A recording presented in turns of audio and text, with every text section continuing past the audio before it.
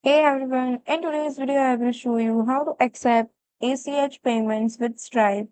So let's get started. First, open your browser and search for stripe.com and log in with your credentials. Once you are in, at the left side you will see the option of new business. Just drop down the menu and select settings.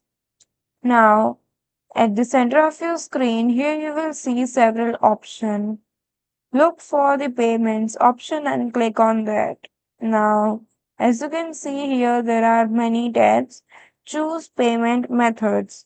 Now, scroll down until you find ACH Direct Debit.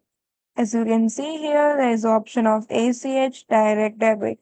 You just have to turn on this or switch the toggle, and that's it. ACH payment are now active. Customer can pay directly from their bank accounts. So that's all for today. Thank you for watching.